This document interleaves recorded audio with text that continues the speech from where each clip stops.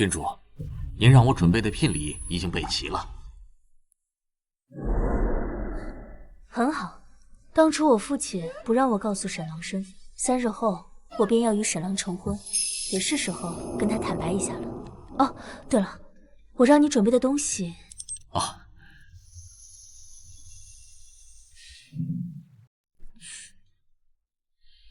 郡主，这是您要送给沈将军的宝刀，已经找好了。不过老侯爷那里，父亲无非就是不让我跟沈郎君成亲。算了，我父亲有什么话，等我3日之后跟沈郎拜堂礼成之后回来再说。是。沈家今天上下来玄妙观祈福，你切记要小心一点，人多眼杂。你们从后门走，别暴露了身份。明白。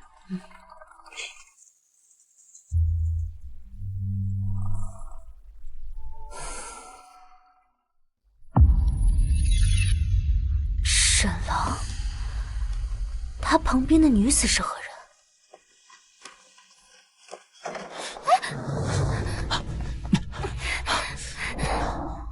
？3日之后就要跟那慕容昭成亲，今日还来找我做什么？你呀你，怎么还吃那破落商户女的醋？讨厌！放心吧，正妻之位自然是你的。至于她商贾之女，能以小妾的身份入门，已是她的高攀。若不是她有些值钱的生意，又痴心于我，不惜顶撞父母，恐怕是连进沈家门的机会都没有。放心吧，等她进了门，我便把她打发到乡下去替我孝敬父母。沈郎心中竟如此高。只是有一点，你说他那些值钱的生意，我应当交由谁打理呢？讨厌！哎，那万一他不答应怎么办？为我，他什么事都会答应，因为他一直以为当年开城门救他的人是我。救命恩人的话，岂有不听的道理？什么？沈破浪不是我的救命恩人？不愧是沈郎。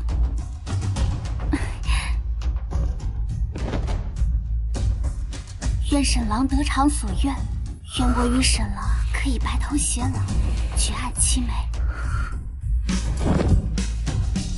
住口！清净之地，岂能护佑负心薄幸之辈？你二人在此通奸，是故意让神佛看见尔等龌龊罪孽，将尔等奸人打入地狱吗？沈郎，这是什么声音啊？这里不会闹鬼吧？快走！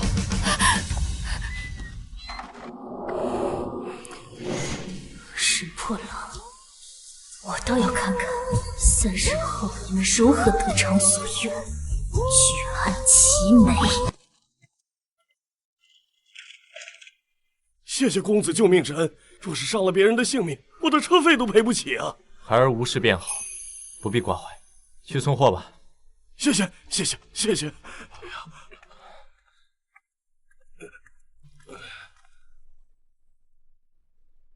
这人看着虽然衣衫褴褛，可是风神玉朗，虎背狼腰，周身的气势倒是比沈破浪更像将军。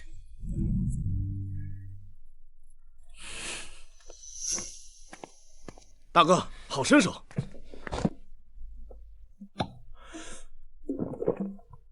有人过来了。这位兄台，是他。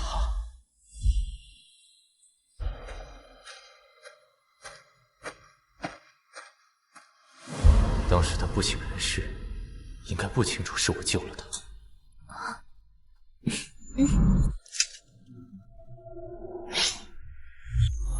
好刀！这把刀名为不二刀，取自忠贞不二之意。可惜我之前想送的那个男人，如今配不上这把刀了。如今这把刀送给你了。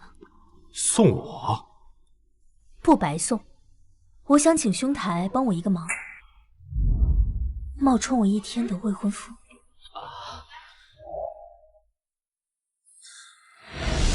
这位姑娘，找面首，请去勾栏瓦寺，在下不卖笑，更不卖身。不需要你卖笑，更不需要你卖身，只需要在外人面前假装身份。若是你觉得这把刀不够，事成之后，价格随便你开。可以，事成之后，我同样需要姑娘当我1天的未婚妻。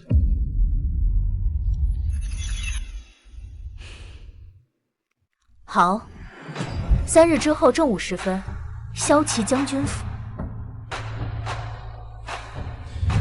一言为定。一言为定。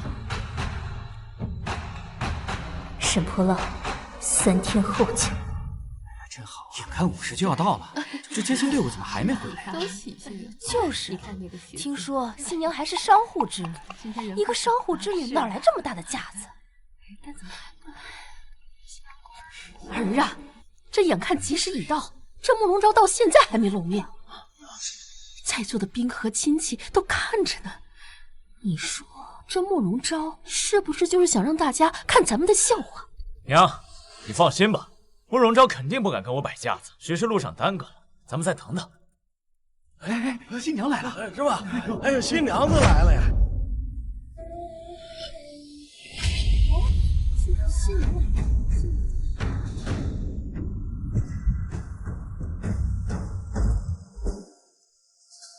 这新娘子季节怎么连盖头都没有？就是这样，还穿了一身白，大喜之日穿一身白也不像晦气。什么意思呀？果然是商户之女，毫无规矩。今日是我儿大喜之日，你竟然穿一身白，你是想诅咒我儿早死吗？沈破浪不是天天说要战死沙场，护大夏太平吗？既然连死都不怕，怎么会忌讳我这一身白呢？慕容昭，不想嫁。今日是你我大喜的日子，你穿这一身白是存心给我触眉头吗？当真是晦气！儿子，晦气。对啊，这怎么动手了？太后娘娘曾赐予我一套凤冠霞帔，我念着太过贵重，想着给你们沈家留些脸面才不穿，没想到你竟然如此薄情。慕容昭，既然你今天嫁入我沈家，我就好好的给你立立规矩，教教你女贱。你敢打我？打你怎么了？当年慕容家抗震救灾，太后娘娘赐了我一本女诫，我的规矩是太后教的。难不成你是觉得自己的身份比太后还要尊贵？我听说慕容家虽为商户，可一向配合朝廷赈济灾民，很受皇家喜爱。就连太后当年都差点给慕容姑娘指婚呢。是规矩啊。沈夫人，怕是忘了10几年前带着王夫的家产改嫁的事情。若沈夫人真有你口中说的重规矩守妇了，那又怎么会那么着急改嫁，将你的儿子陈破浪改姓沈？真敢说！你简直就是胡言乱语！这就胡言乱语了？我还听过更夸张的事情。沈家的下人说，当年你和沈老爷子见面的时候，沈夫人还活着呢。住口！慕容昭！哎呦，真敢说呀！慕容昭，你到底要干什么？不干什么，我不过是想提醒沈老夫人，我的规矩轮不到她来理。好，那此事暂且作罢。不过二皇子得知我沈家今日有喜，特意为你这个心腹写了一封贺词，不妨呈上来你听听。想用二皇子的身份来逼我就范？来人呐，把二皇子的贺词给我呈上来。慕容昭，这份贺词可是二皇子特意为你写的，你可得好好听听。洗耳恭听。这第一，慕容昭虽与我儿两情相悦，可毕竟是商户之女，身份低贱。若想嫁给我儿，应自降身份为妾室，以免玷污我们沈家名誉。我倒也不是看不起护商之女，你若是能和大夏那位富商吴会首一样富可敌国，那我以平妻之位娶你入门，那也不算是辱没门风啊。这第二，慕容昭嫁入我沈家之后，理应把手里的所有生意都交给我沈家打理，避免以后在外抛头露面，以败坏我沈家名声。第三，我儿在朝为官，你作为他的妻子，理应替他回乡堂前尽孝。这沈家打的好算盘，给一个小妾的名分，就想吞了慕容姑娘的全部生命，还打发人家回乡尽孝。这沈家是吃定了慕容姑娘对沈破浪的一片痴心。慕容姑娘现在嫁过去，不可过呀。沈破浪，既然我的身份如此不堪，你们沈家的门槛如此之高，那老娘不嫁了。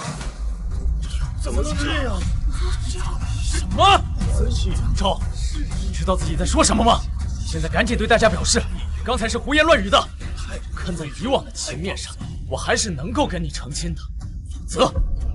否则就算你跪下来，我也不会让你进沈家的门。嫁入沈家，我就算跟街边的乞丐一起讨饭，都会绕过你们沈家，因为我嫌你们沈家脏。慕容昭，在座的宾客可都看着你，不会因为区区的一份贺词就赌气不成吧？娘，他这是故意让我紧张他，给我摆架子。这3年来我勾勾手指，他就百依百顺的靠我，比家里的狗还听话，我才不上他的当。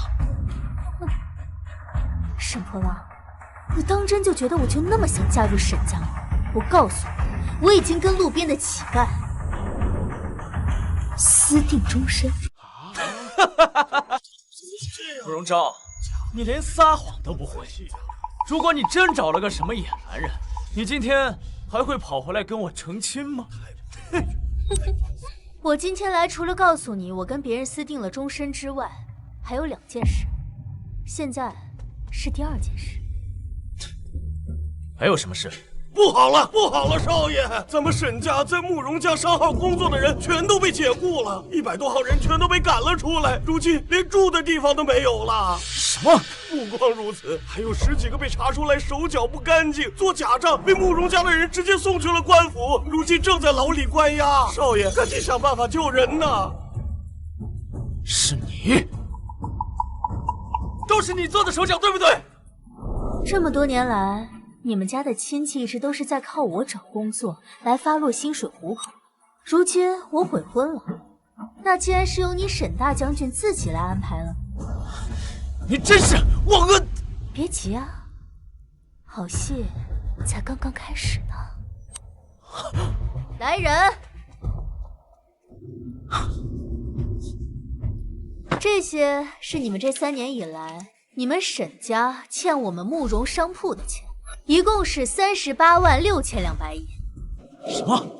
沈将军，你这么大的一个人物，该不会欠我们一个商户之女的钱吧？胡说！我沈家怎么会欠你这么多钱？那就要问问你的好母亲了。她可是在很多欠条上都签字画押了。这儿啊，你为官毕竟需要银钱打点，为娘也是没有办法。再说了，你马上要嫁给我们沈家了，我有你点钱是看得起你。母亲这么做也都是为了我。大夏律法，杀人偿命，欠债还钱。沈破浪，这些钱如果你少还我1两，我就跟你对簿公堂，到时候让所有人都知道你沈大将军需要靠一个商户之女来养活全家。慕容昭，你别忘了，3年前是我救你一命，你就这么报答你的救命恩人是吗？对，慕容姑娘之前一直说沈将军对她有救命之恩，如今大婚当日逼恩人还债，是过分了呀。没错，慕容昭，要不是我儿救你，你早就死了。忘恩负义，沈家欠你的钱对你来说不过9牛1毛，比得上我儿救你的这条命吗？慕容昭，你现在要是跟我道歉的话，我还是可以考虑让你进门的，否则我就让整个京城都看清楚你是如何一个忘恩负义的女人。我忘恩负义，谎话说多了，自己都信了这弥天大谎。你这话什么意思？你口口声声说那天晚上救我的人是你，真的是你吗？哼，那当然了。说谎！原本我也以为是你救了我，毕竟除了你这个骁骑大将军以外，谁又可以深夜凭腰牌打开城门？所以我告诉你，现在道歉还不算晚。可惜啊，你不知道的是，夜间临时开关城门可是大事，要在皇室的内监处仔细登记。而我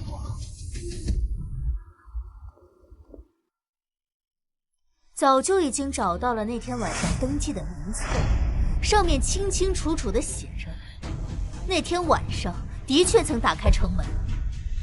不过登记的人是镇北侯奉旨入宫，上面有城门士兵签字画押，还有镇北侯的官印盖章。所以镇北侯为了着急见圣上，把我交给了城门士兵，而你贿赂了城门士兵，骗了我整整3年。你撒谎！知道了，你肯定就是跟那个乞丐已经私相授受，所以在这里编故事抹黑我。我抹黑你？你不知道的是，皇上为了迎接镇北侯，早就已经派温公公在内监处等候。温公公早已将一切都看在眼里。撒谎！不可能！那不如就叫温公公亲自来说。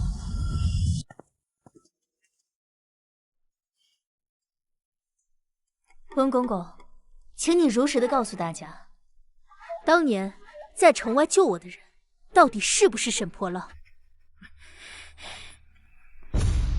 怎么可能是沈将军？咱家瞧得清清楚楚。当初是镇北侯见你昏倒在路边，把你抱起来，快马朝京城赶去，用腰牌打开城门，然后吩咐手下士兵送你去就医。那天晚上，咱家辛苦陪着侯爷骑马赶路，累得腰都快断了。记得这么清楚啊！沈破浪，你的意思是说温公公也在撒谎不成？你要是觉得咱家撒谎，那咱们就去陛下面前对质，请陛下明鉴。这我可没说。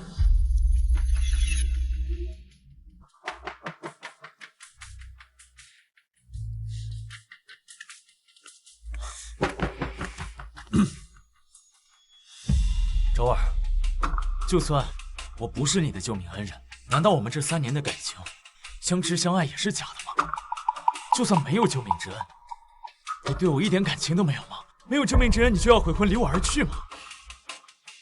不会的。那就好，我就知道你舍不得。在离开之前，我还要再做一件事情。哎呀！你骗了我整整3年，我要你跪下给我赎罪！慕容昭，慕容昭，你是不是真以为我非你不可？我告诉你，我爱的人是苏妙真，是苏妙真。她温柔贤淑，善解人意，不知比你强多少倍。没有我看谁敢娶你？难道是那个乞丐吗？啊，他人呢？急什么呢？他一定会来的。你还在嘴硬是吧？谁在嘴硬？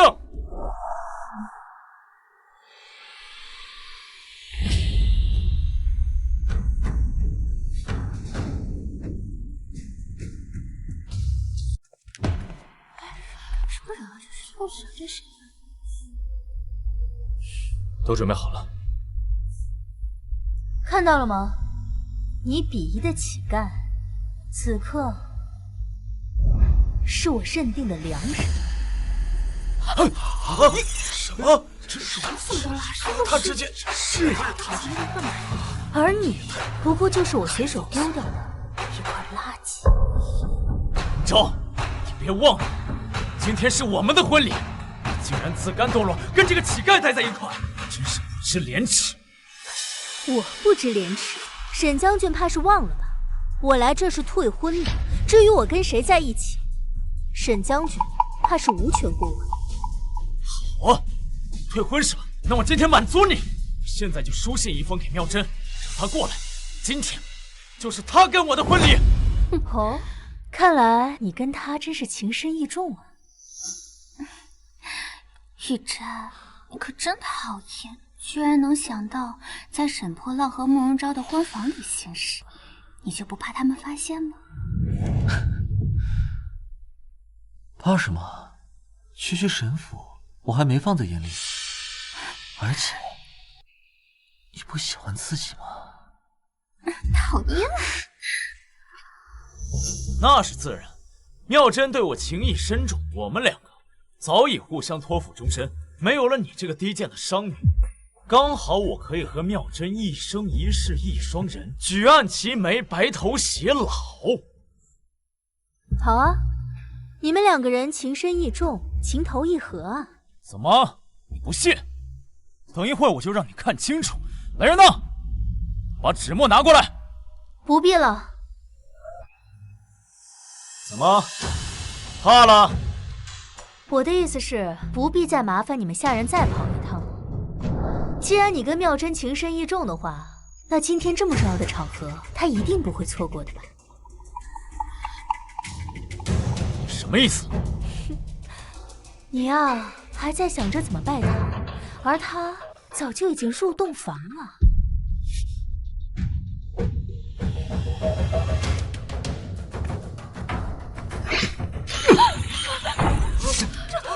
哎呦，你看，你这样，这玩的这么坏，真是太丢人了！我的天哪，大喜之日呀！竟然有人在主人家的洞房偷情，真是一对不知廉耻的狗男女，偷情都偷到别人的婚房里，简直是不知廉耻。就是啊。哟，沈大将军，苏妙真苏才女还真是对你情真意切。你看，不用写信，自己就早早的在洞房里了。苏妙真，那个京城知名的大才女，不都说她是清官人吗？清官人卖艺不卖身，这玩的这么花呀！苏妙真，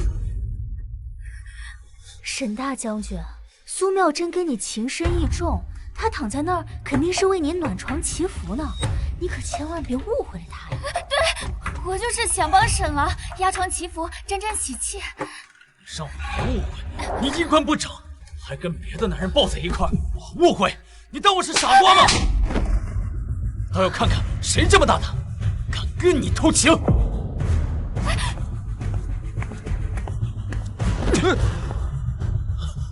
宋玉珍，太常寺少卿宋玉珍，哎，他不是沈将军最好的朋友吗？宋玉珍，你敢抢我的女人啊！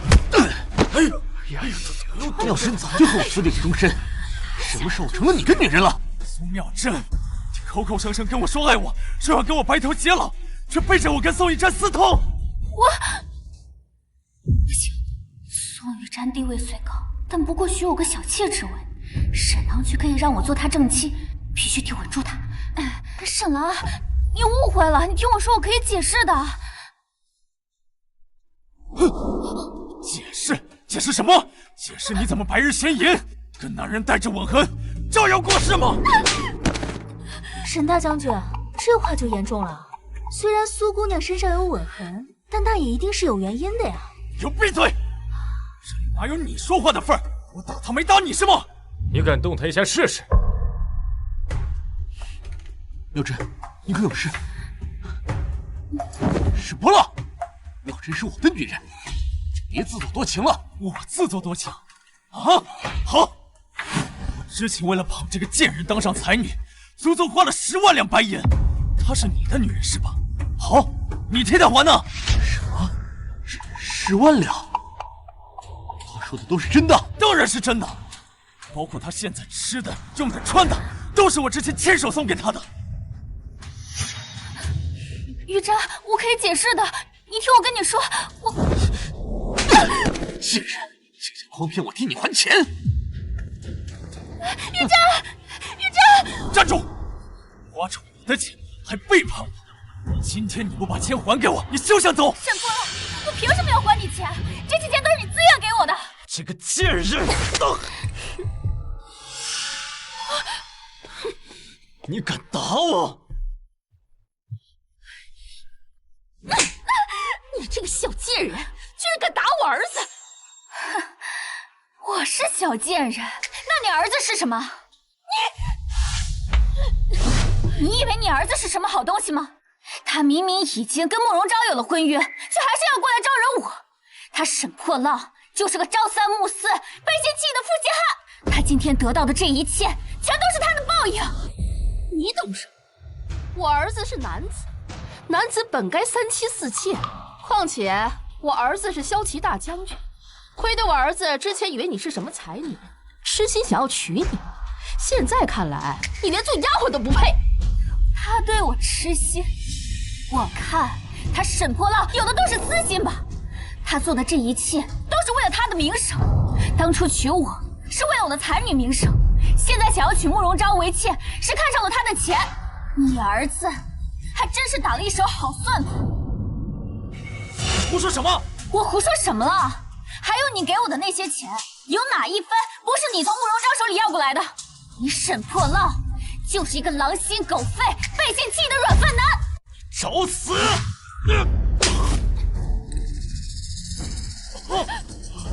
你还敢打我？我就打你了！你不是想知道为什么我瞒着你认识了宋玉瞻吗？哼，还能是因为什么？当然是因为你水性杨花，不守妇道。大家都不知道吧？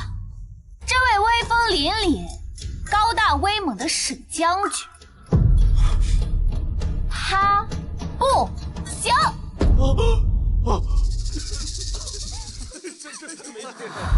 别看，恶心。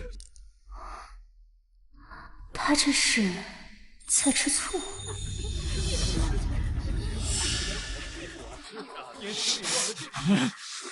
我弄死你！我松开！我这么做都是为了帮你，怕你怀不出子嗣，所以找个男人替你。结实，花着我的钱还敢背叛我！来人呐，送他去顺天府，一日不还钱，一日不许放他出来！我凭什么要还这些钱？就算要还，我也需要还给慕容昭，关你什么事啊？慕容昭给我的钱就是我的，你花着我的钱还敢背叛我！来人呐，来人，把他压下去，给我压下去！放开我！沈破浪，你这个狼心狗肺的负心汉，你以后一定会遭报应的！滚！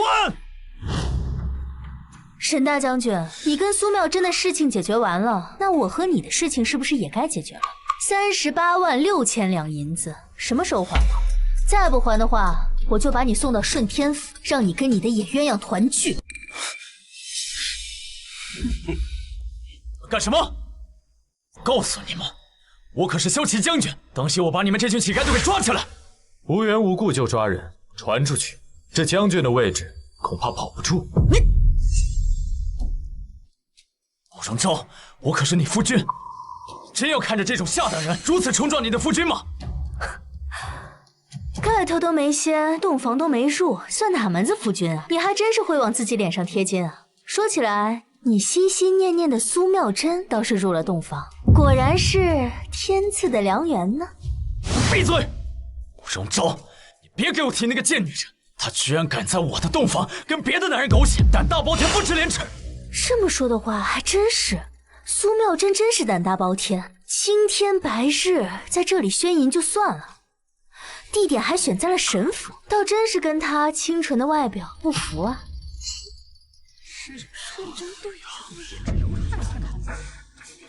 儿啊，你不觉得奇怪吗？这苏妙真怎么说也是个清官人，令他也没那个胆子，敢在我们沈府眼皮子底下作乱。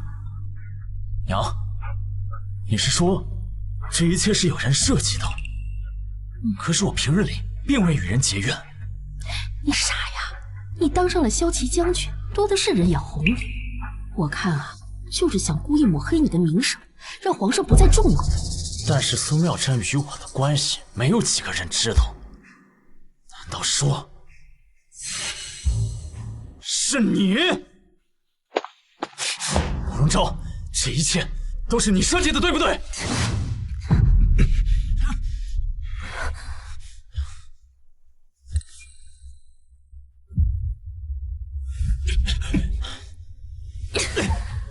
沈将军，这是何意？我怎么听不明白呢？你就别装了，慕容昭，你早就知道妙真今日在我府上，所以你这个奸夫一进来就直奔洞房而去。你这么做是在毁了我，你知道吗？哼，我毁了你？他他们二人早有私情，我不过就是做了一件顺水推舟的事情。谁能想到他们竟然踩在你的脸上，在你的床上做出这样的事情？你，与其纠结这些，不如想想欠我那38万6千两银子什么时候才能还？没工夫陪你玩这些。慕容昭，你今天做这一切都是为了想让我以正妻之位娶你进门，是不是？但我告诉你，你再这么胡闹下去，想进入神府的门都没有。进不了你神府的门，我简直是求之不得。你不想进我神府的门，难不成你要进这个乞丐之家吗？你给我听好了，我慕容昭就算嫁给一个乞丐，也不会嫁给你这种忘恩负义之人。好啊，我知道了，慕容昭，你早就跟这个乞丐私相授受，所以你才要拉着苏妙珍来当垫背的。你装这副清高的模样不累吗？你说什么？别冲动，他是朝廷命官。沈破浪，你脑子不好的话就去治，嘴不好的话就去读哑了，别在这吵人烦。你来人！我懒得跟你废话，再不还钱，我就把这神府都给你拆了。拆我的神府？慕容昭，你是不是真以为我惦记你慕容家那点银子？我实话告诉你，我跟大夏的首富吴会首已经认识了，只要我一句话，我就能让你慕容家从此在京城消失。吴会首就是那个大夏第一富商。没想到沈破浪竟然攀上了吴会首，看来沈家要一飞冲天了。是啊，据说吴会首打造的商会已经足以力压大夏皇商，富可敌国啊！听到了吗？听到了吗？人家吴会首的产业遍布整个大夏，这不是你一个小小慕容家能比得了的。是吗？那跟你又有什么关系呢？我不妨告诉你，吴会首早就联系过我，而且表示很看好我，告诉我今天会送来一份大礼。你说这跟我有没有关系了？3日前我还不知道沈破浪的真面目，的确想给他个惊喜。郡主，您让我准备的聘礼已经备齐了。很好，当初我父亲不让我告诉沈浪身份，3日后我便要与沈浪成婚，也是时候跟他坦白一下了。快点，快走，快点！你说吴会首会来送礼？哼，慕容昭，我是谁？我是骁骑将军。吴会首想与我结交，给我送礼，那是人之常情，这不是你一个商贾之女能想象得了的。好啊，那你敢不敢跟我打一个赌？什么赌？就赌他今天不会把礼送到你们府上。如果我要是输了，这38万6千两白银一笔勾销；但如果你要是输了，你就要当着所有人的面承认你就是一个欺世盗名的卑鄙小人。真的太有势了。好，你想赌是吧？我跟你赌。我就不相信一个小小的商户之女能让全国的首富吴会首听她的话。好啊，拭目以待。大吴商会，吴掌柜到。鼓掌。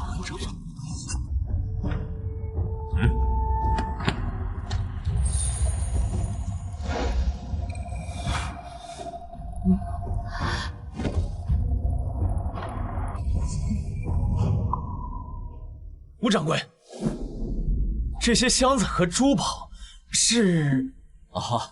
沈将军不必多礼，这些便是当初我们会首答应送来沈府的嫁妆。嫁妆？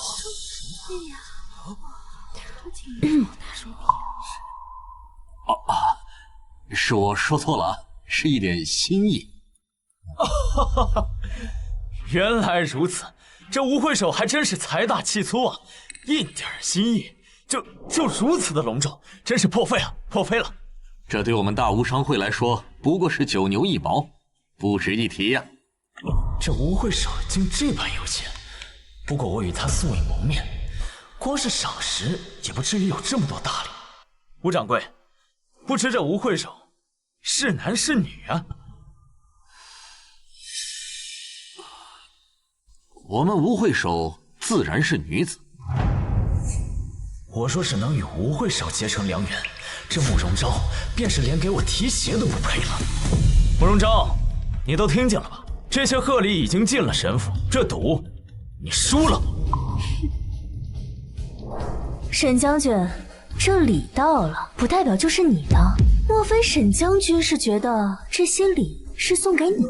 当然了，刚刚吴掌柜都已经明确表示，这些都是吴会首答应给我的心意。而吴掌柜可是大吴商会的老人了，他的决定那就是吴会首的决定。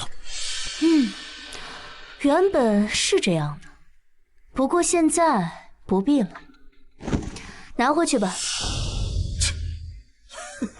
慕容昭，你怕不是疯了吧？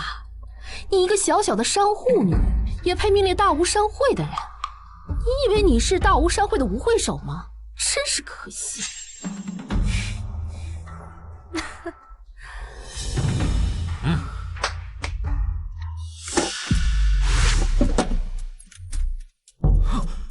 吴掌柜，您这是干什么呀？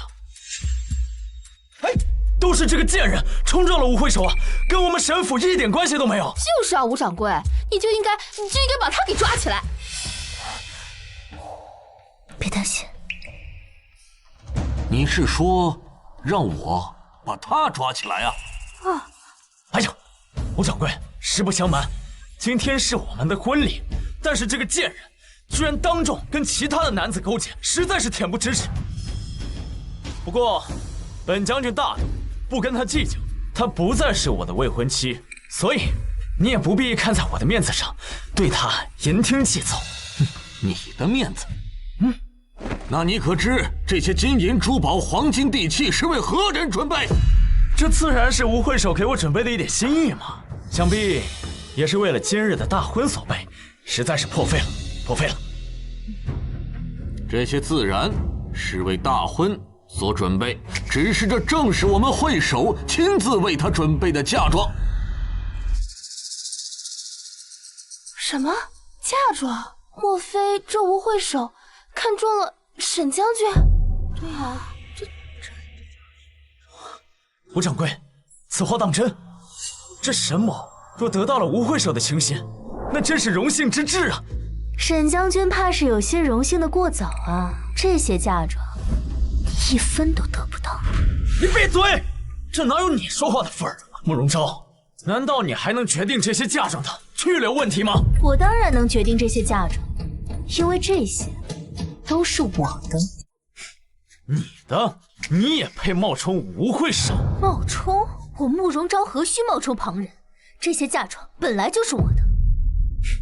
慕容昭，你的嘴什么时候变得这么硬啊？报！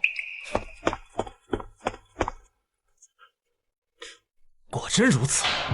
当真？儿啊，可是出什么事了吗？咱们沈家的大好日子马上就来了。真的？慕容昭，你还不知道呢。今天的婚宴不仅有大吴商会送来的大礼，就连那位神龙见首不见尾的吴会首都会到。吴会首有请，这么大人物也会来呀！哎呦，我没听错吧？吴会首竟然要来神府？这是要是能和吴会首攀上关系，那日进斗金岂不是手到擒来？慕容昭，我劝你现在乖乖下跪，看在以往的情面上，我可能还会替你求情。不然的话，不然如何？不然我就让你慕容家在京城消失。是吗？那你心心念念的吴会首为何会来此？吴掌柜的话你没听明白吗？这些金银财宝全部都是吴会首给我带来的嫁妆。今天正是我的大婚之宴，吴会长是赶来和我成亲的。是吗？没人告诉你，你的脸皮厚的能筑起一堵墙吗？行了，慕容昭，你现在赶紧给我跪地求饶，否则吴会首要是到了，你再想求饶就来不及了。是吗？我倒是想看一看，到底谁向谁求饶。好啊，真是不见棺材不落泪。不是说这无会手会来吗？怎么还没来？该不会不来了吧？吴掌柜，这无会手可是有什么事耽搁了？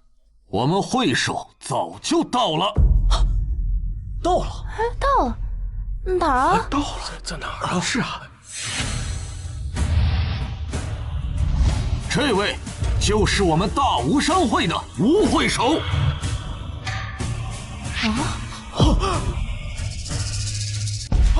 什么？吴掌柜，您别跟我开玩笑啊！她怎么可能是大夏第一女富商呢？我与沈将军的关系还没到开玩笑的程度。慕容昭是第一女富商，这些金银财宝，岂不是？我说过了，这些都是我的嫁妆。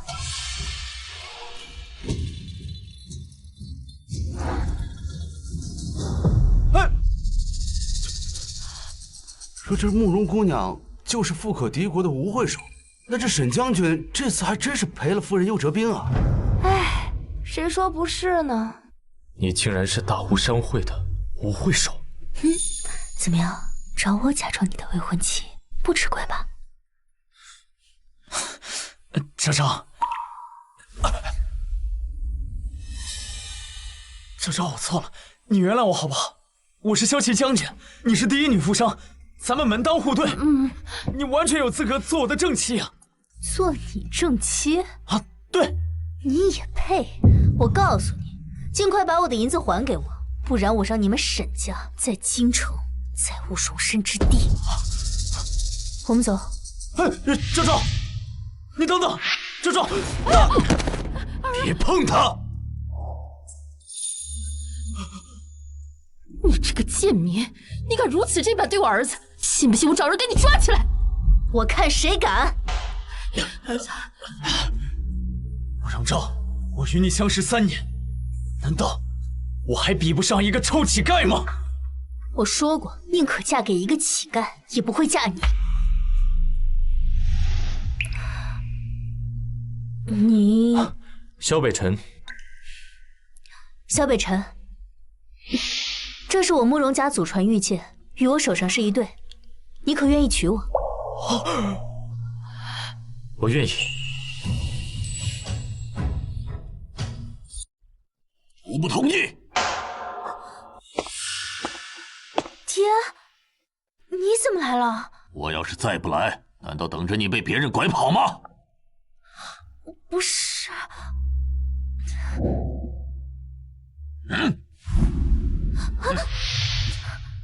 男未婚女未嫁，拉拉扯扯成何体统？爹，女儿想通了，女儿不嫁给沈破浪了。沈破浪，伯父，他当然配不上你。不过你在路边随便找一个人成妻，我更生气。爹啊！之前就要嫁给沈破浪，现在闹着要嫁给这个人，在你眼里，这儿女大事如同儿戏。伯父，您放心，我们只是……我们虽然是一见钟情，但我一定会照顾好慕容姑娘的。照顾？呵呵，我们家昭儿自幼过惯了锦衣玉食的生活，而你连自己都照顾不好，你怎么照顾她？放肆！你八两，我没兴趣听下去。这里是白银1万两，拿着它，离开我的女儿。1万两，在京城一栋宅子也才400两，1万两，这可是寻常人家一辈子都挣不了这么多钱啊！爹，你可以教训女儿，但你不能这样侮辱我的。朋友。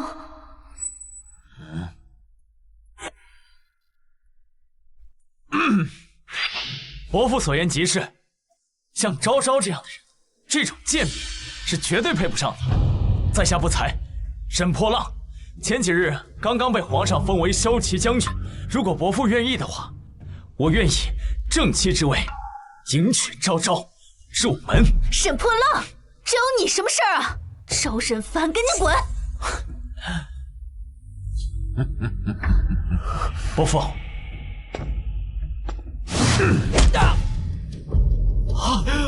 绣花枕头也配娶我的女儿？你凭什么打我儿子？绣花枕头？莫非这沈将军的官职德不配位？你们胡说八道什么呢？我儿子可是皇上亲封的骁骑大将军，就算是皇亲贵女也娶得。你们慕容家就算再有钱，也不过是商户贱民。我儿子不嫁，你们还想嫁给皇亲国戚不成啊？我的女儿不必嫁皇亲国戚。哼，知道自己不配就好。因为我慕容家就是皇亲国戚。这莫不是疯了吧？这话可说不得。慕容咒，你要是想死，别连累我们。我又没有说错，我慕容家本来就是皇亲国戚。你这还在嘴硬！如果我没看错的话，这枚玉佩应该是当年圣上起兵时送给老臣傅明侯的。我曾听我父亲说过，傅明侯乃当今圣上的儿时玩伴。当年若不是傅明侯捐出家产购买粮草，陛下才能招兵买马统一天下。因为他不喜当官，所以陛下给他封为侯爷后特许经商，就连傅明侯的独女也被皇帝设为义女，赐为清宁郡主。你倒是有些眼力，不错，老夫正是傅明侯慕容楚。见过侯爷。虽然你眼光不错，但是你跟昭儿的婚事，我是不会同意的。爹，当年你跟母亲就是不顾家里反对的自由恋爱，那凭什么我不可以啊？哎呀，昭儿，那你就更应该知道，当年我跟你娘到底吃了多少苦，受了多少罪。哎呀，昭儿，我就实话告诉你吧，太后已经决定做主，为你赐婚了。什么？太后娘娘之前赐婚的时候不是已经退了吗？怎么又……哎呀，我还不是怕你真为了那个姓沈的跟我和你娘断绝关系，这才去太后那儿求了一道赐婚懿旨。爹，哎呀，不行，我自己去找太后娘娘说。昭儿，懿旨一出，哪有收回去的道理？而且太后说了，这一次定然给你选个好人家。我不需要。这，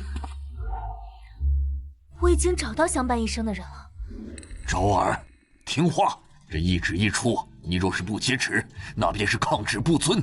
太后可能并不能把你怎么样，可如果再这么闹下去，她会是个什么后果呀？可是，哎呀，昭儿，莫要因为自己害了别人啊！要不，慕容姑娘若是为难，我劝太后收回成命便是。一个市井里的乞丐，还妄想劝太后收回成命？你真以为自己是镇北侯啊？我原以为你是个聪明人，没想到你竟如此的不知天高地厚。你刚刚说的话是以下犯上，连我也保不了你了。我没说谎。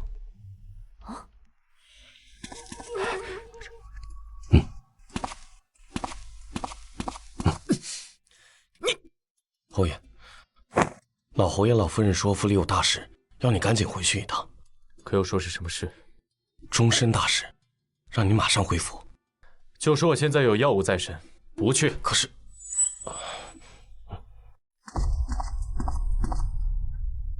可是发生什么事情了吗？没事。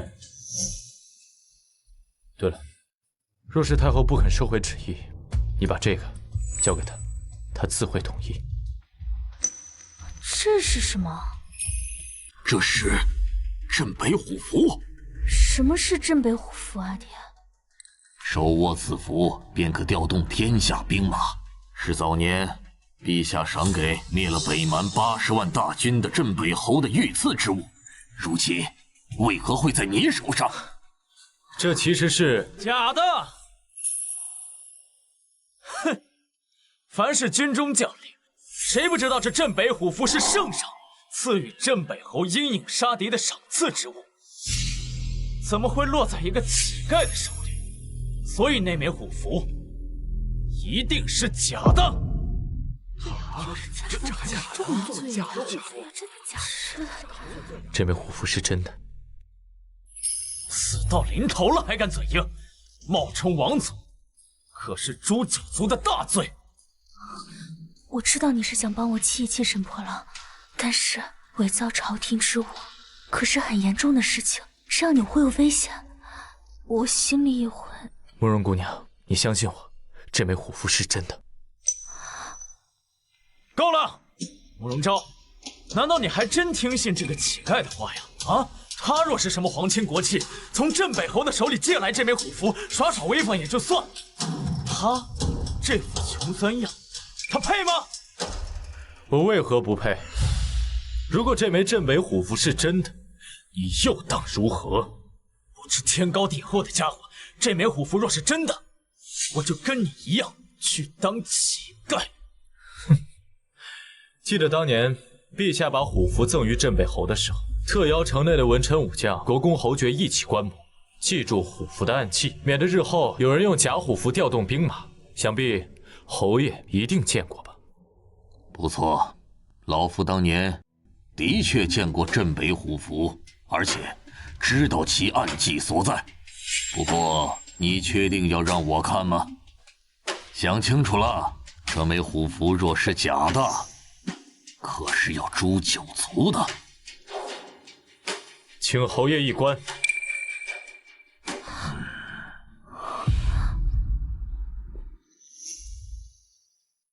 这是假的，我就知道。这枚镇北虎符是真的。什么？这怎么可能？一个乞丐手里居然有镇北虎符！你怎么会有镇北虎符的？你之前说你当过兵，也就是说，你是不是之前在镇北侯的黑甲军里当过兵？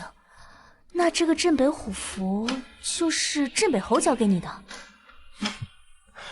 多谢慕容姑娘刚才一直给我找理由开脱。如果要真的是在镇北侯手下当兵的话，那你就更不应该利用他对你的这份信任来帮助我。快走！所以，你刚才着急赶我走，是担心我？我是为了大夏。你一个堂堂的男子汉，应该去镇守边疆，保家卫国的，不应该在这里。我有机会会去北疆看你的。既然镇北侯让你保管这枚镇北虎符，定然是对你极其信任，你莫要辜负了这份信任。至于我的女儿，她飞扬跳脱，需要一位沉稳大气的高位者，方可护其一世平安。你不合适。慕容家主，您误会了，这枚虎符并非是我替人保管，而是……我知道了，你这个贱民，死定了！沈破浪，你有完没完？昭昭，你被他骗了，你知道吗？黑甲军全部都在北疆镇守，他一个小兵却在京中逗留，这哪里得镇北侯赏识？这分明就是被推出军营，所以恼羞成怒，偷了虎符。沈破浪，你胡说八道些什么呢？我哪里说错了？像他这种贪生怕死之辈，想必他的父母也是不伦不类之流。你说什么？哎呀，别起来了！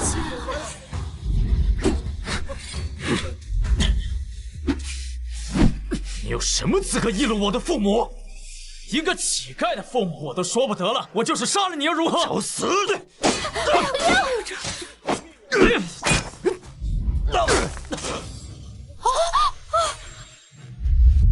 道歉还是死？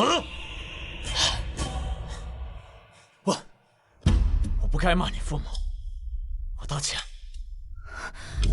北辰，这么多人看着呢，你别太冲动了，他好歹是朝廷的命官。就算我今天把他杀了也不碍事。哼，你别以为赢了我就可以高枕无忧了。你偷了镇北虎符，镇北侯还是会找你算账的。是吗？可我觉得他不会这么做。你什么意思？因为你口中所说的镇北侯是我。镇北侯？真的假的？这也是能降服的。你什么时候害得失心疯了你？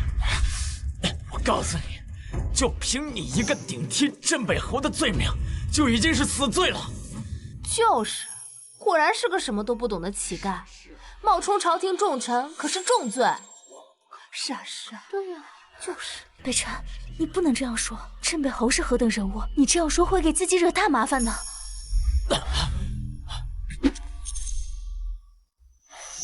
慕容姑娘，我真的没有撒谎。慕昭，不要轻信这个乞丐的话。就算镇北虎符是真的，可他现在说自己是镇北侯，谁会相信？哦，你为什么认定我就不是镇北侯呢？哼，你看看你自己这身穷酸样，就算我说你是一个小兵，都已经是抬举你了，还敢大言不惭地说自己是镇北侯？有何不敢？我知道你是想帮我，所以才一直冒充镇北侯的。但是现在这些事都交给我，你快走。慕容姑娘，你不用担心，我真的是镇北侯。还敢狡辩？如果我没记错的话，你只是京城内一个闲职的骁骑将军，你为什么认定我就不是镇北侯呢？那当然是因为我见过镇北侯。什么？你见过镇北侯？不行，快走！再不走就来不及了，快走啊！别担心，你说你见过镇北侯？那当然，我之前押运粮草前往北疆，为镇北侯麾下的黑甲军送粮的时候，亲眼见过镇北侯的背影。太搞笑了，背影能看出什么？但镇北侯英明神武，气宇不凡，统御万军的气势，岂是这个小小的士兵能比拟得了的？你确定？我当然确定，而且大家都知道，镇北侯镇于北疆，无诏不得入京。你说你是镇北侯，难道你要说你是无旨入京吗？你八两，这次是秘密奉诏入京，倒是我一时大意，暴露了身份。哼，区区逃兵还敢冒充镇北侯？好，我知道了。你肯定知道昭昭的救命恩人就是镇北侯，所以你想骗取昭昭的感情，对不对？你说什么？沈破浪，你在这发什么癫啊你？昭昭，他知道你有一颗感恩的心，所以故意冒充镇北侯。此人何其心机！他没有骗我，倒是你骗了我整整3年，你的行为更是令人作呕。昭昭，你。慕容姑娘，你是说他冒充了你的救命恩人？没错，当年我晕倒在城门外，是镇北侯救了我，而他贿赂了城门口的士兵，蓄意欺骗我整整3年。哎，你干什么？这可是皇城脚下！你竟然敢对我儿下如此重手！沈破浪蓄意欺瞒皇亲国戚，别说我打他这一拳，按照大夏律法，应当把他问罪入狱。那也轮不到你来教训我。我是皇上亲封的小骑将军，你敢打我，就是等于在打皇帝的脸。来人，去通知顺天府，把他给我抓起来！我看谁敢！你说的对，如果我是一个小小士兵，的确轮不到我来教训你。但若我不是呢？镇北虎符可号令三军，先斩后奏。今日即便我把你杀了，也只需日后向皇上禀明即可。什么？儿啊，他说的可都是真的。娘，镇北虎符的确有先斩后奏的特权，但是一个小小的士兵也配提先斩后奏吗？那你可曾想过，若我真的是镇北侯，你又当如何呢？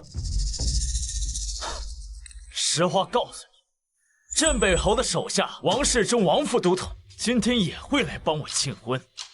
等他到了，一切都将真相大白。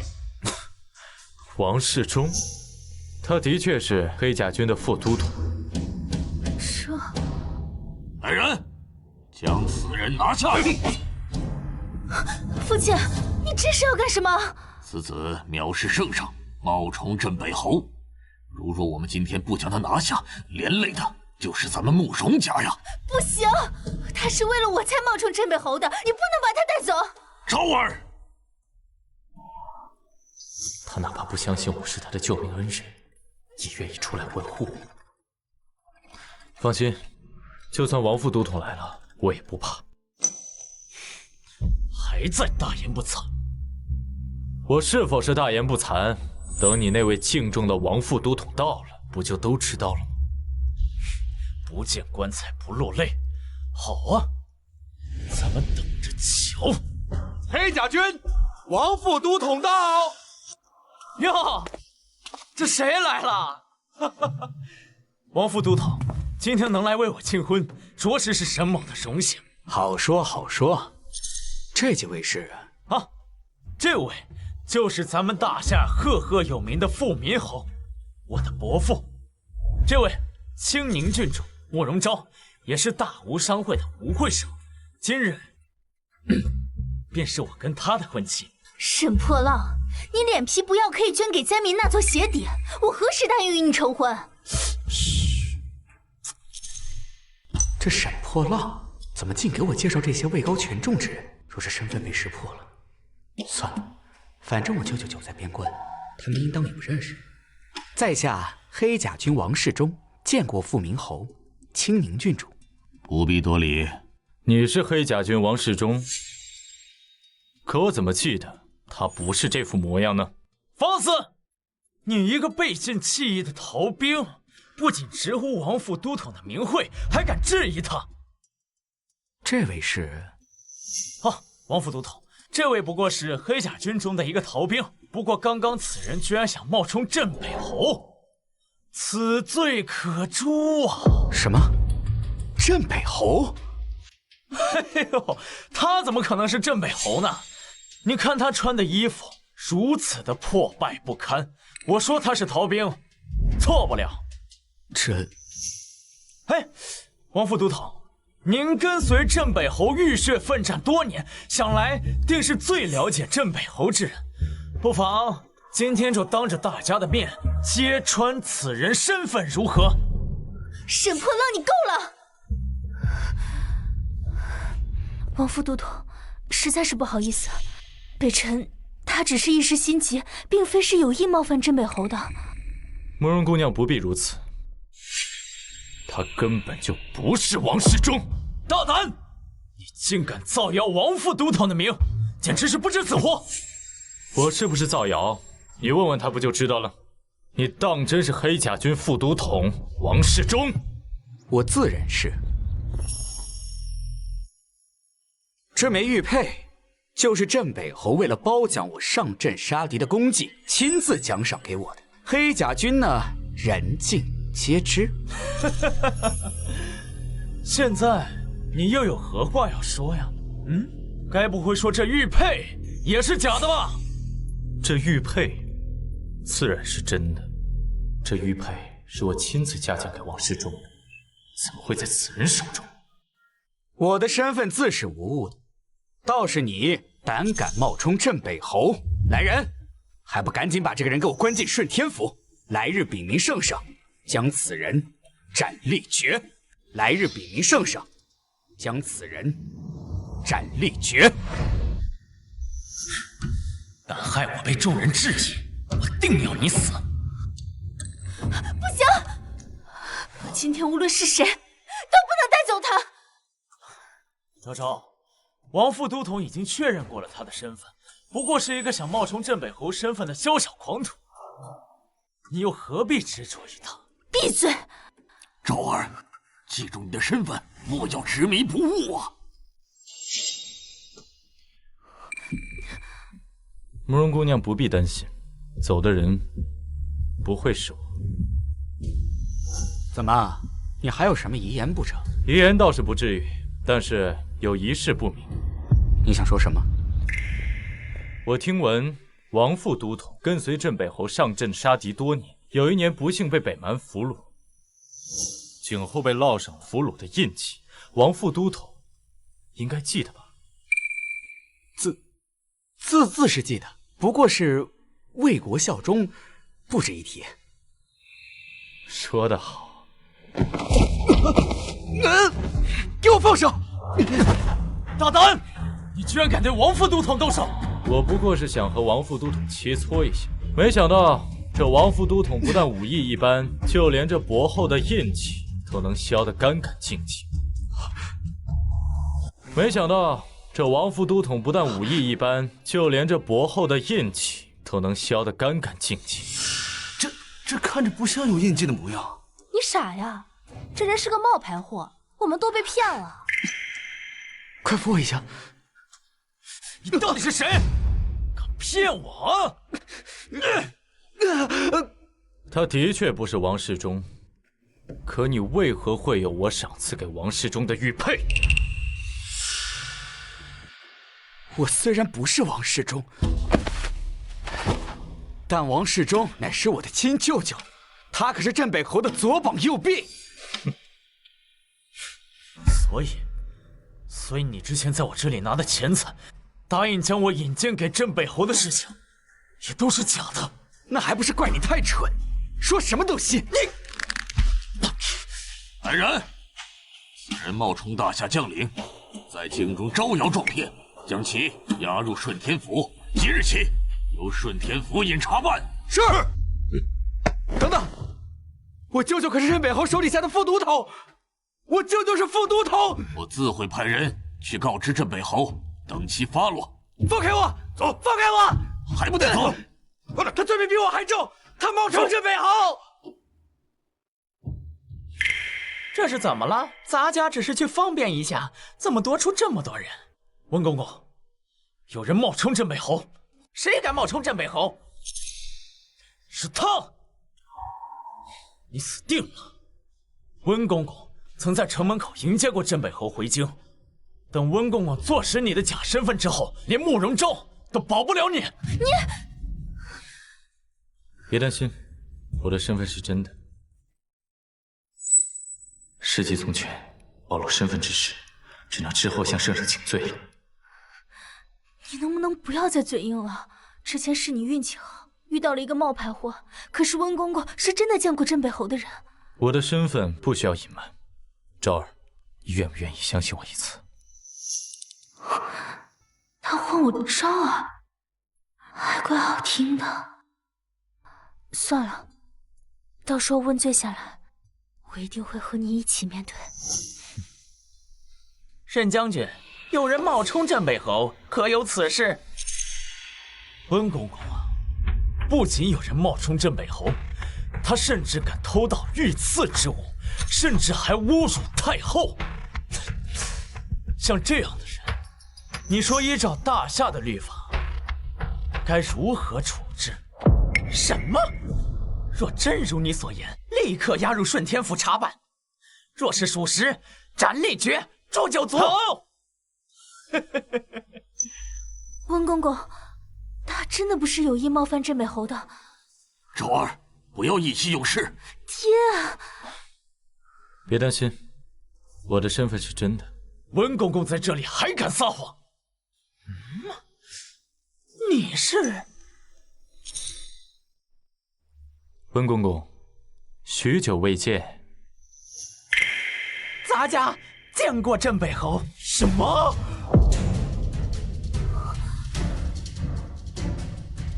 咱家见过镇北侯。什么？温公公，你不会看错了吧？他怎么可能是镇北侯呢？咱家还没有眼瞎，怎么可能认不出镇北侯？这怎么可能？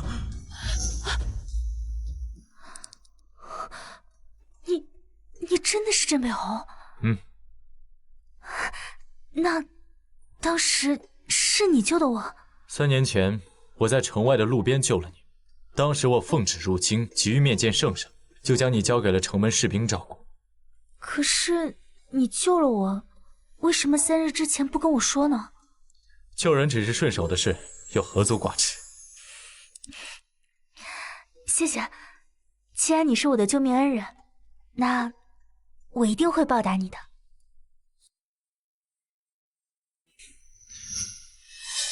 只是我没想到，有人冒充我的身份，对你挟恩图报。慕容昭，是不是我救的你？但是你在门口那几天，不是我照顾你的吗？都说滴水之恩当涌泉相报，我不用你非得嫁给我了，你直接给我20万两银子，咱们俩一笔勾销。你口中所谓的照顾，不过就是用我慕容家的药材使唤我慕容家的下人，如果动动嘴皮子就可以赚20万，这个世界上哪有那么轻松的事？你……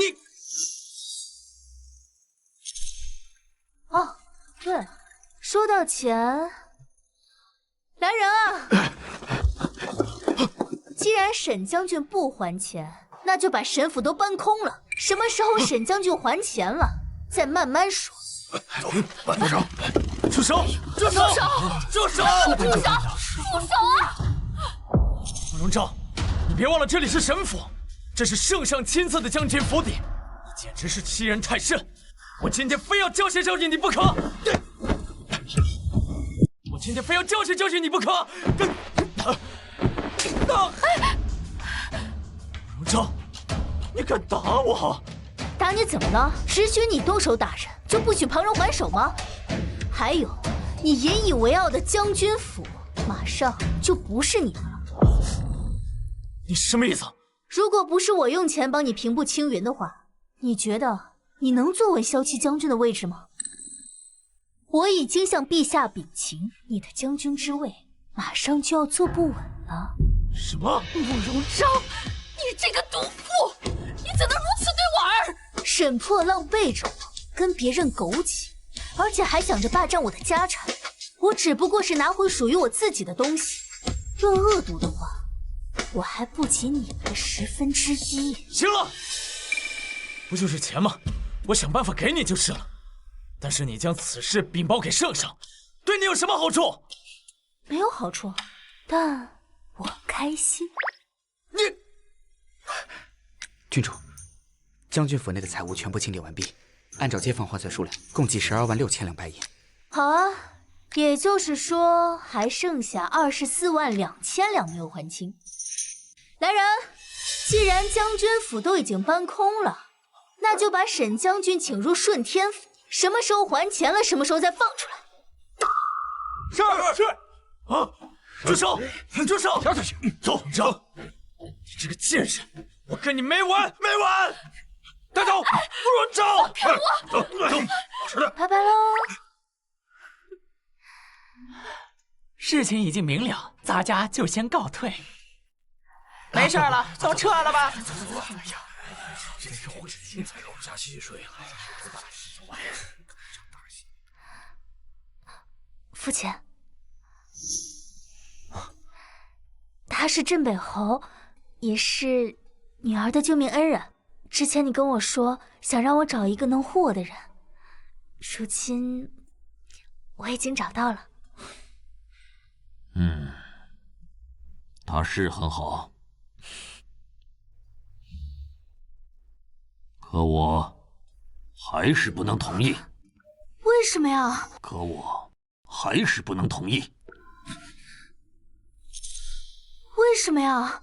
父亲，他是镇北侯，论身份与我相当，而且他还是我的救命恩人，论缘分我们也是有的。为什么您还是不同意啊？就因为他是镇北侯，所以我才不能同意。老夫我虽久不闻外事，可也知镇北侯虽为国之栋梁，但不近女色，杀伐果断。若你嫁过去，该如何讨得好？父亲，我相信北辰他不会是那样的人。哎呀，你才跟他相识几日，对他能有多少了解呀？伯父，可能因为外界的传言，让您对我有一些误解。但是早在3年前，我就对慕容姑娘一见钟情。我向您发誓，此生我定会护慕容姑娘安全。他喜欢我？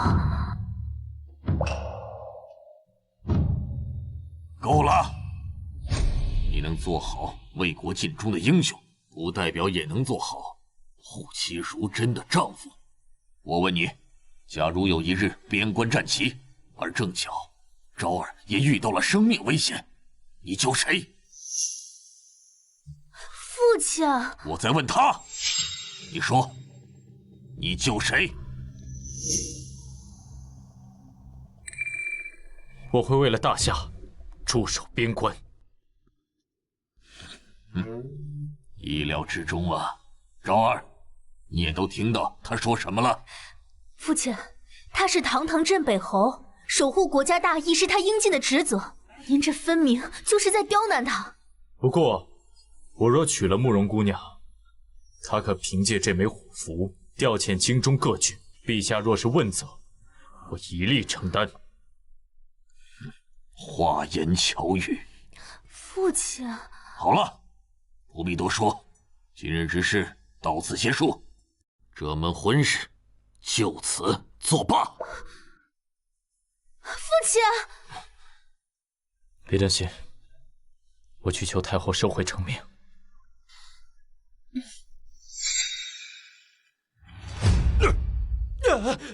都给我老实点！哎，别走啊！哎哟，这不是我们威风凛凛的沈大将军吗？怎么也被关进顺天府了？苏妙真，你这个贱人，都是因为你，还他妈有脸说我！我说错了吗？没有了慕容昭，你不过就是一条丧家之犬，人人唾弃的废物。贱人，说我他妈杀了你！省省吧，还以为自己是骁骑将军。哼，沈婆老，你早就已经没救了。杀了你！够了！参见二皇子殿下。他就是二皇子。废物！你是怎么跟本王保证的？你说那慕容昭对你死心塌地，非你不嫁。结果呢？你知不知道，要是本王有了慕容家的财力，本王的大事就多了几分胜算。殿下，殿下，都是卑职的错。卑职之前一直以为慕容昭对我死心塌地，可是我没想到他贪恋权势，瞒着我，跟忽然回京的镇北侯勾搭在了一起。你说什么？镇北侯在京城？对，他不仅在京城，而且他还带着慕容昭大闹了将军府。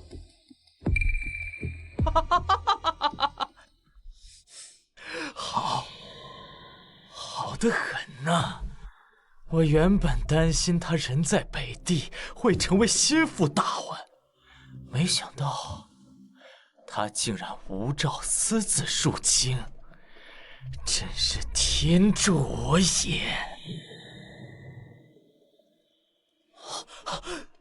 殿下英明，这镇北侯无照入京，殿下只需要稍作点拨，圣上肯定会起疑心。到那时，扳倒镇北侯算什么？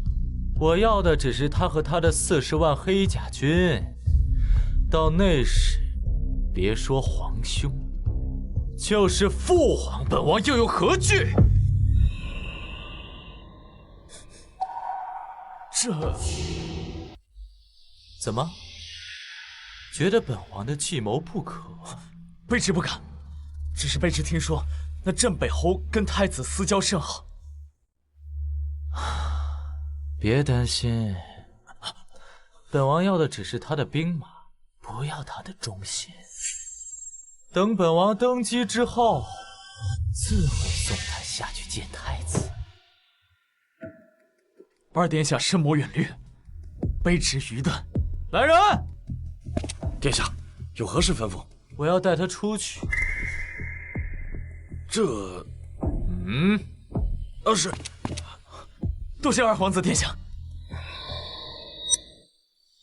至于这个听了本王气话的女人，殿下，饶命！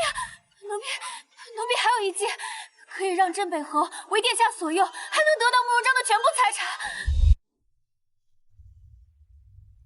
如果我父亲真的去求太后赐婚，你真的要为我去求太后收回成命吗？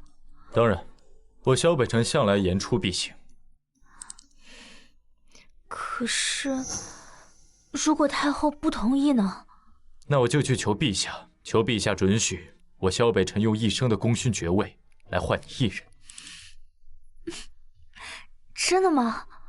如果做不到忠贞不二，怎么敢收下你送我的不二刀呢？可就算……烦死了！我父亲他就是个老古板，那到时候他求陛下赐婚，他对我们肯定会心怀怨怼。那就证明给他看，不管是1年、10年，甚至一辈子，我萧北辰不仅能做好保家卫国的将军，更能担当得起护妻如珍的丈夫。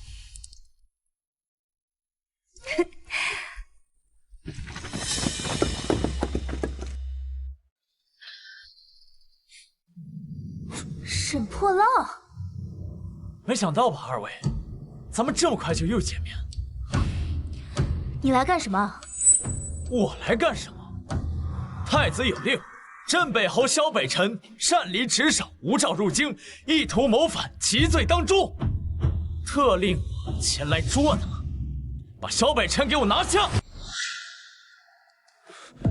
不用担心，一切有我。你确定这是太子的命令？放肆！你竟敢质疑太子！萧北辰，我劝你束手就擒，不然可别怪我把慕容昭当成你的同党，格杀勿论。不可能，沈破浪什么时候帮太子做事了？他明明是二皇子的人。慕容昭啊，你一心想嫁给镇北侯，但是无诏入京可是死罪，就算你嫁过去了，也只会被世人当成克死夫君的寡妇。把萧北辰给我拿下！这是个阴谋，你不能去。我回京就是为了这个阴谋。昭儿，收好我给你的定情信物，等人来提亲。信物？提亲？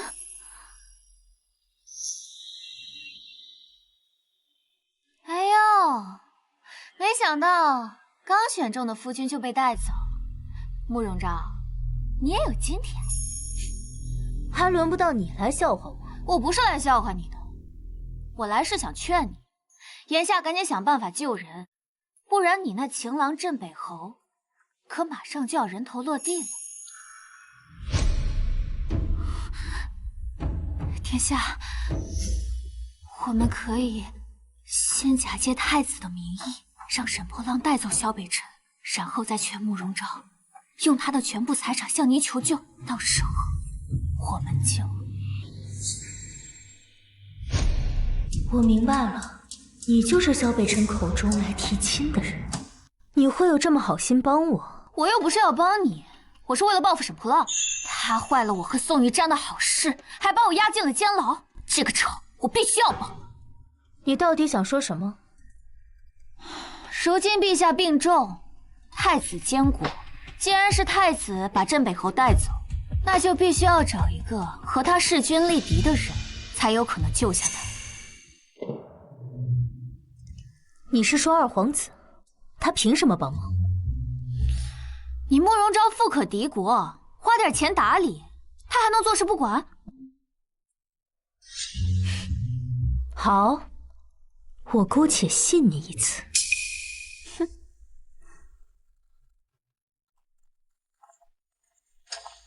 殿下，慕容昭求见。臣女慕容昭参见皇子殿下。哎，慕容姑娘是父皇钦定的青宁郡主，何必如此多礼？快请坐。郡主的来意，妙真姑娘已经告知我了。镇北侯乃我大夏功臣，郡主又开口求我，我本当义不容辞。只是如今父皇养病，由皇兄把持朝政，我怕什么？我怕我一人开口，人微言轻啊。若是文武百官能在上朝时一起开口求情，想必一定能救出镇北侯。只是，若想文武百官开口求情，这上下打点的费用，原来是为了我的钱啊！殿下放心，慕容昭愿付出全部家当，只为能救出镇北侯。好，哈哈哈哈！郡主对镇北侯真是痴心一片，令人佩服。既然郡主愿意出钱，那我就好好替郡主打点打点，保证把镇北侯救出来。多谢殿下。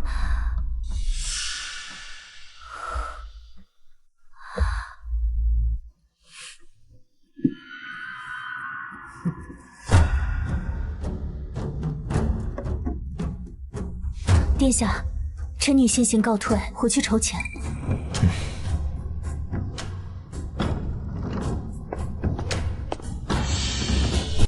来人，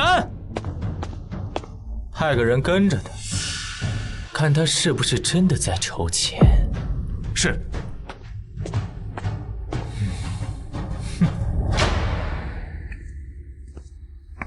没想到你倒挺有本事。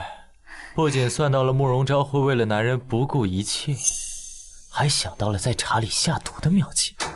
奴家只是顺水推舟而已，能成功那是因为殿下是真龙天子，鸿福齐天。哈哈哈哈，说得好！你帮了本王这么大的忙，想本王怎么赏你啊？妙真能够帮到殿下，是妙真的荣幸。奴家只愿能够常伴在殿下的身边。等本王登基之后，后宫少不了你一个位置。多谢殿下，哦不，多谢陛下。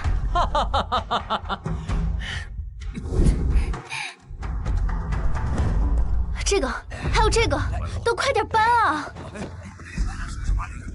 快点儿！昭儿，你这要做什么呀？难道要把我慕容府给搬空吗？父亲，北辰现在危在旦夕，我必须要救他。哎呀，他无照入京已是死罪，你拿我们的家当去救他，难道要把我们当成同党不成？父亲，小北辰是我的救命恩人，在我心里早已认定他，生同他，死同穴。别说是万贯家财，就算是要女儿的性命也没有关系。你，哎呀！都快点，继续搬啊！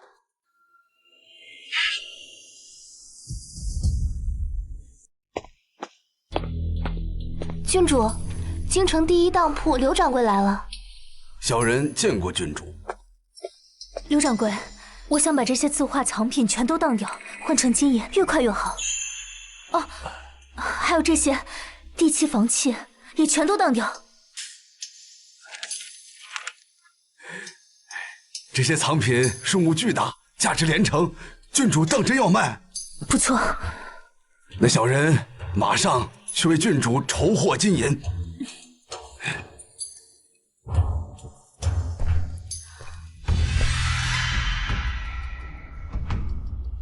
哼！你亲眼看见慕容昭为了筹钱变卖了房产和田地？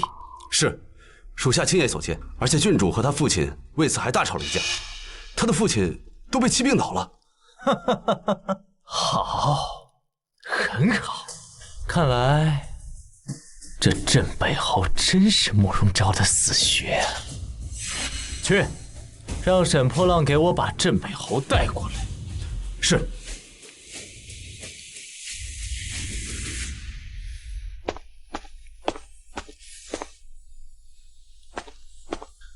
臣萧北辰参见二皇子殿下，不知殿下以太子的名义将我带来，有何用意？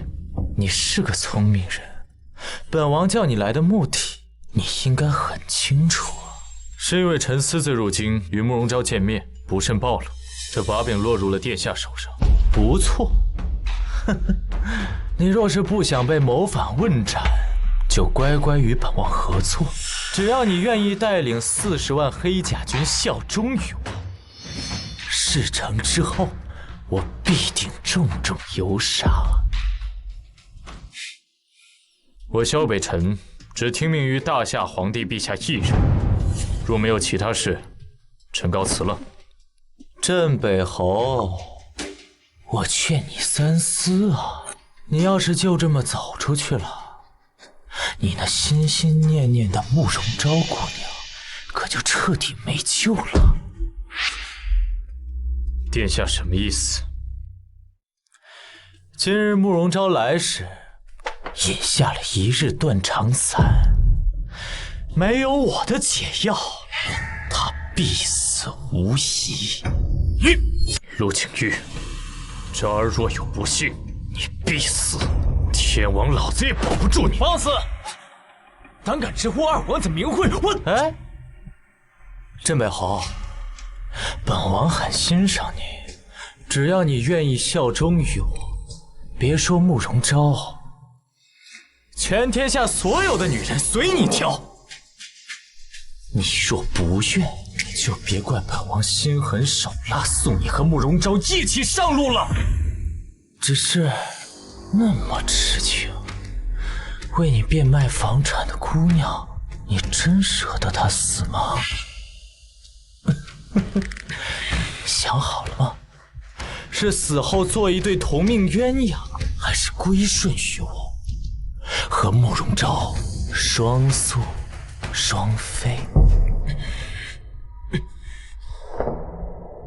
好，我答应你。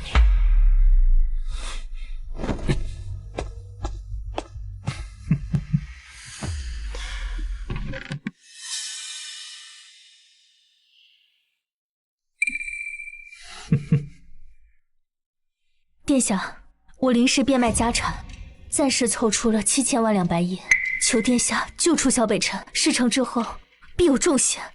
不愧是我大夏女首富啊，富可敌国，名不虚传，7000万两，哈哈哈哈哈！我大事可成。殿下，什么大事可成？郡主还不知道吗？镇北侯已经归顺于本王，眼下正带着我的兵马去皇宫诛杀太子，囚禁父皇。事成之后，你二人可是立了头功。什么？你说什么？不可能！萧北辰为了求解药救你，这才投靠殿下。现如今应该已经攻破皇城了。救我？你还不明白吗？那天你和殿下见面的时候，喝了我已经下毒的茶，现在毒已发作，若想活命，就乖乖归顺于殿下。若想活命，就乖乖归顺于殿下。慕容昭，就算你是富可敌国的郡主，那又怎样？不还是被我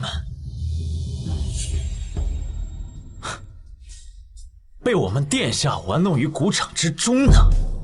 哼，慕容姑娘，别担心，只要你乖乖听我的吩咐，本王就赐你解药，保你无碍。殿下，你把自己手上的兵马都给了萧北辰，让他带人去刺杀太子。你可知那些兵马究竟去了何处？你这话什么意思？镇北虎符已经交给了我，我在变卖家产的时候，已经将镇北虎符送了出去。你猜猜，是送到了哪里？什么？你把兵符送到了太子手上？不错，黑甲军精锐已经接到了军令，现在已经秘密换装守护军城。你猜，你的兵马遇到了黑甲军的兵马，会是发生怎样的状况？贱人，给我杀了他！找死！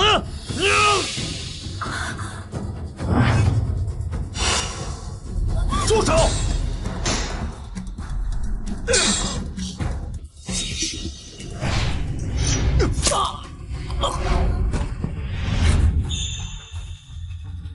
镇北侯，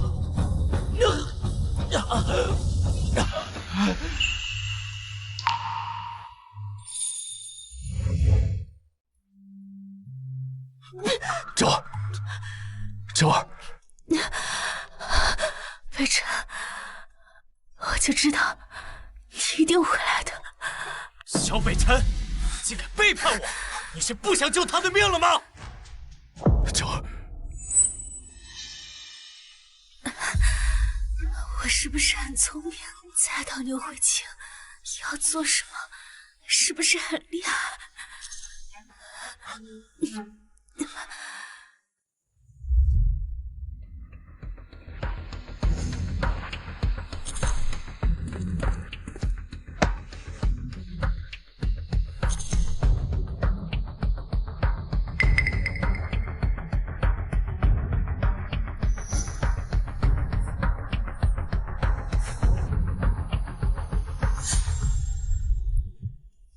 你放心，我一定会找到解药救你。解药在哪儿？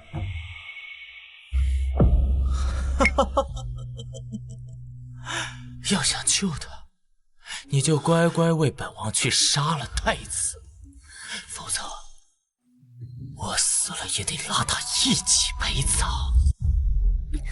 怎么样，萧北辰，想好了吗？是归顺于本王，和他双宿双飞，周儿，还是看着你心爱的女人死在你的怀里？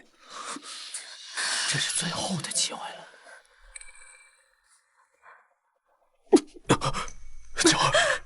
周儿，没事，我没事。北辰，你救过我一命，我已经多活了3年，哪怕只是和你相爱1天，已经是上天对我的眷顾了。周儿，别说了。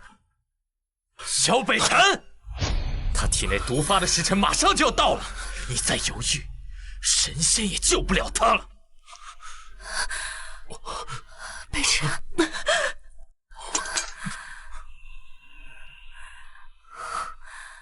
北辰，你还记不记得我父亲问你的那个选择吗？你说天下苍生于我，你说你会选苍生，你要记住这句话。毕竟我爱的男人可是大夏的镇北侯。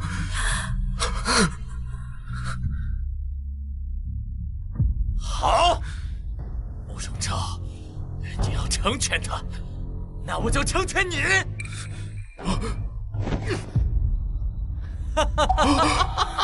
不！我看你现在还怎么救他？杀了本王又如何？本王就是要让你在今后的日子里痛不欲生。传令下去，二皇子意图谋反，黑甲军奉旨缉拿，若有违抗者，杀无赦。是。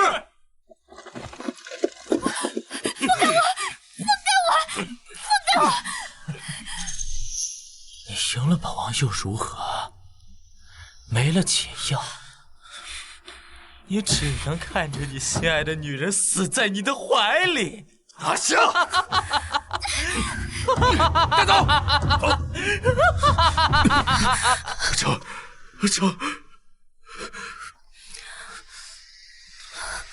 昭儿，伯父，我滚开！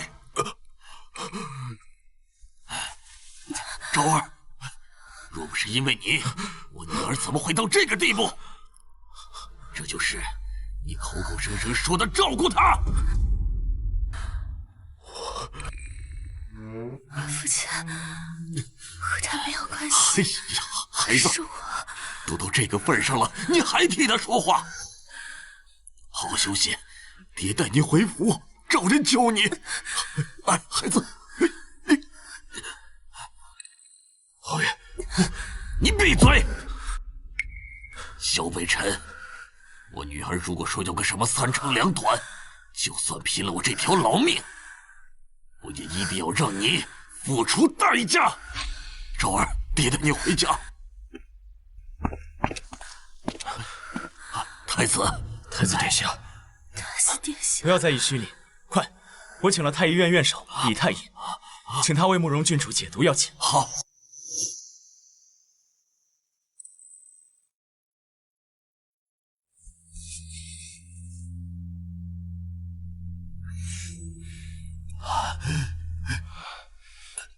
回禀殿下，郡主所中之毒，毒性霸道，下官也只能暂时压制郡主体内毒素，拖延1日。至于解毒，恕下官才疏学浅，无能为力。李太医，难道连你都解不了郡主所中之毒吗？回殿下，若论解毒之术，太医院先前的柳太医乃是天下第一。若是他还在，郡主的毒必然能解。只可惜他3年前便已离世了。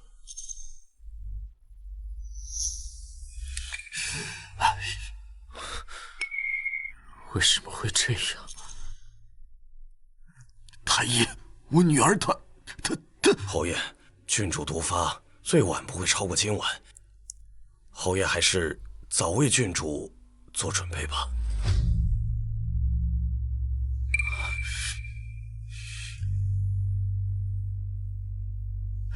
在下就先行告退了。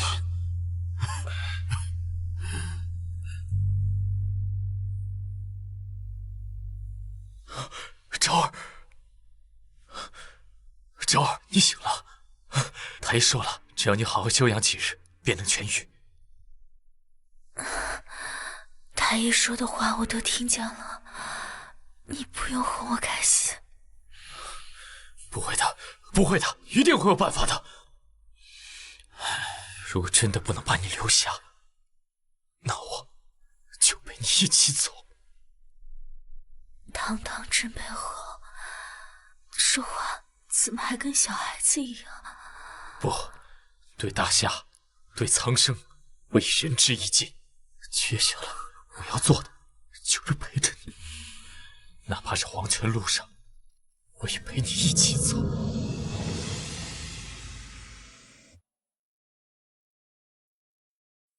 哎，我不同意。我不同意。祖母，爹，你们怎么来了？我们再不来，萧家就断后了。啊，不要乱发脾气。北辰啊，二皇子谋反，这么大的事情，你也跟家里说一声。之前半斤催你几次，催你回家定亲，你也不肯，是不是？这次忙完之后，又要不打声招呼就回去了。是。哎呦，这再忙也得成家立业呀！你看，这是我和你爹给你定的柳姑娘柳芷若。她温柔贤惠，知书达理，等你回北地之前，和他成亲，也了却我和你爹的一片心意呀。不瞒祖母，我已有心上人，此生我非他不娶。你起来吧，萧北辰，你好啊！嘴里边口口声声说非我家昭儿不娶，这背地里竟让侯府为你另找他人成亲。伯父，这是个误会，我真的不知道我家里私底下给我定了亲事。北辰，这到底是怎么回事？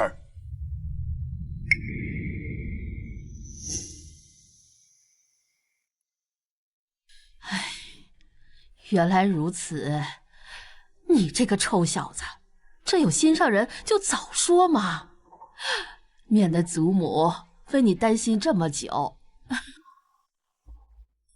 好了，你们萧家到底是要娶还是要定亲，请外边说去，不要在屋里边打扰我女儿。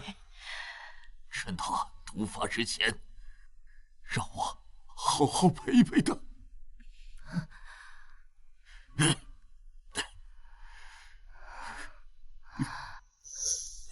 此毒可解，此毒可解。你说什么？刘姑娘，你说的是真的吗？我祖父生前是太医，我自幼跟在他身前学习驱毒之术。刘，你就是李太医所说解毒圣手柳太医的孙女？没错，她就是柳太医的孙女。我和你祖母担心战场上刀枪无眼，容易受伤，所以才为你求娶了这样一个懂医术的柳姑娘。求柳姑娘为昭儿解毒，只要昭儿能够解毒，我萧北辰赴汤蹈火，万死不辞。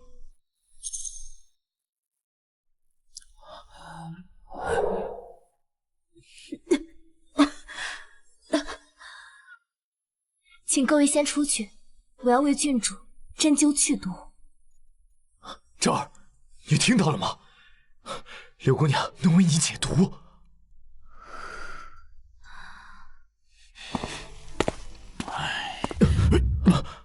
哎呀，如果这位柳姑娘真能救下昭儿，本侯可以对你既往不咎。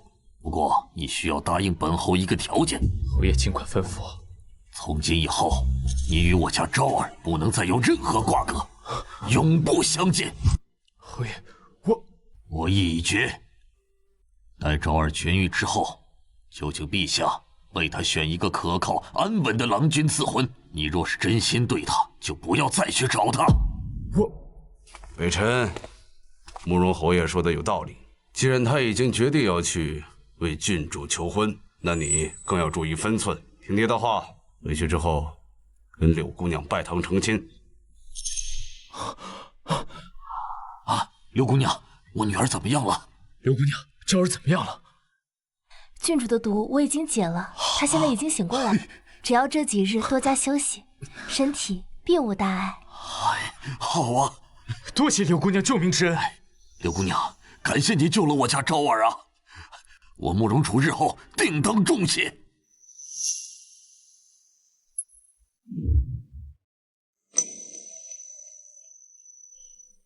在下目睹姑娘为慕容郡主解毒，医术甚是精妙。实不相瞒，家父近日卧病在床，在下内心焦虑，这才上前冒昧打扰姑娘。不知能否请姑娘帮忙诊治？治病救人乃是医者本分，公子请带路。请。昭儿，感觉怎么样啊？女儿感觉好多了。昭儿，我……萧北辰，别忘了刚才你都答应了我些什么。更何况，既然你与那柳家姑娘在父母之命下定了婚约，更得洁身自好，不要毁了我家女儿的名声啊！爹，好了，你休息。来人，准备马车软榻，带郡主回府。还没找到那个逆子吗？老爷，小侯爷还未曾。哎，老爷，快看，是小侯爷！乖孙儿，你这几日好像失魂落魄一样，可吓死祖母了。是孙儿不孝，让祖母担心了。北辰，既然慕容侯爷已经要为郡主请陛下赐婚，另择良配，你又何必强求呢？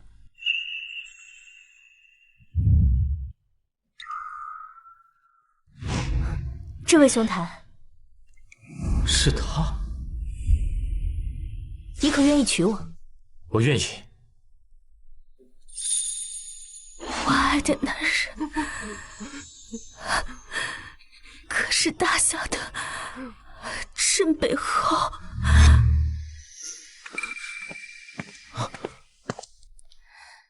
芷若见过镇北侯。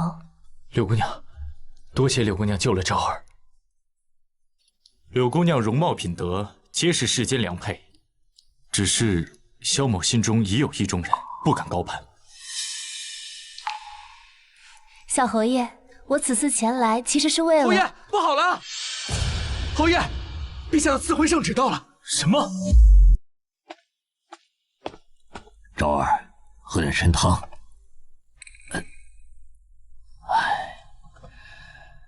昭儿，你这是心里还在怨我啊？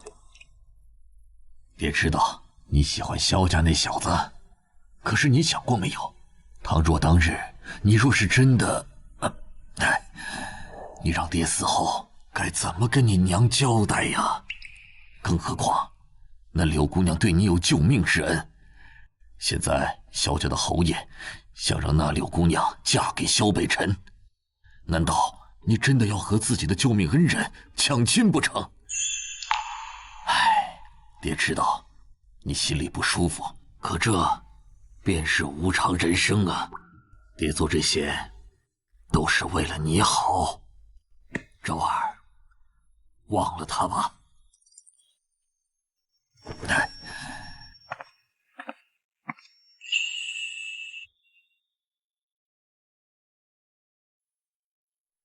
所以，你刚才着急赶我走，是担心我？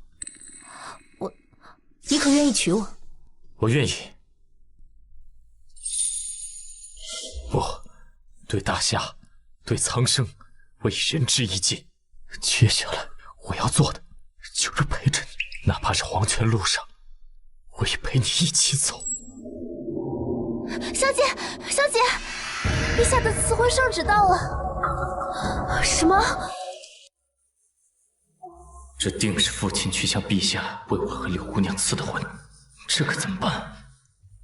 其实，今日是我北辰对不起姑娘，我定会向陛下言明，不损姑娘清誉。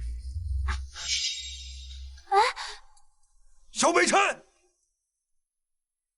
哎呦，算了，愿你们有情人终成眷属。定是父亲去向陛下求的赐婚旨意，想让我彻底断了这份心思。哎，小姐，你去哪儿？小姐！是啊，老爷，不好了，小姐跑了！什么？快追！来人，把那个逆子给我抓回来！是。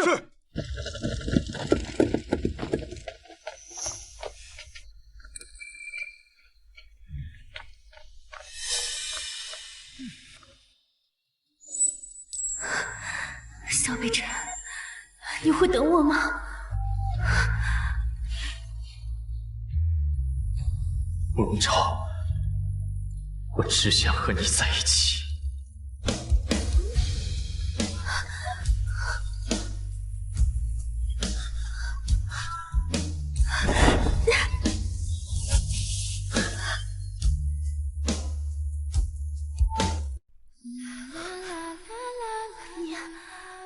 慕容昭，我心悦于你，不管是以前还是现在，我只愿你一人。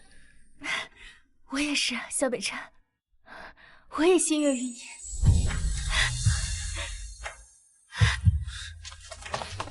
北辰，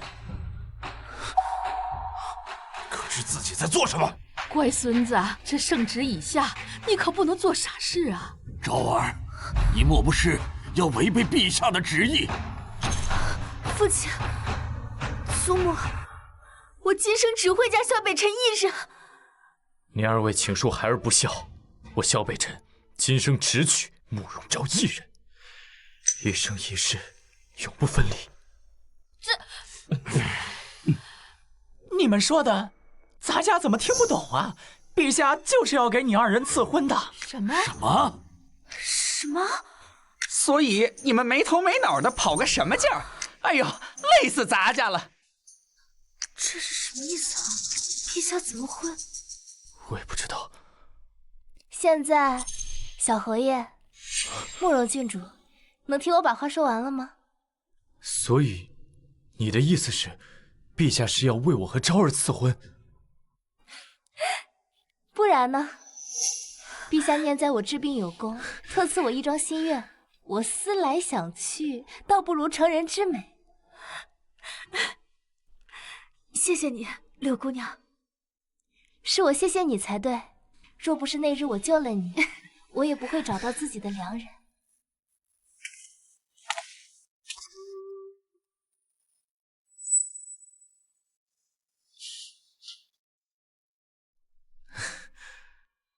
奉天承运皇帝诏曰：自有富民侯之女清宁郡主慕容昭，玉秀名门，柔家端惠，镇北侯府萧北辰，英武卓绝，忠勇贯日，二人德才相匹，门当户对，实乃天作之合。特赐婚于二卿，择吉日完婚，钦此。唯愿岁岁相守，与卿永不相离。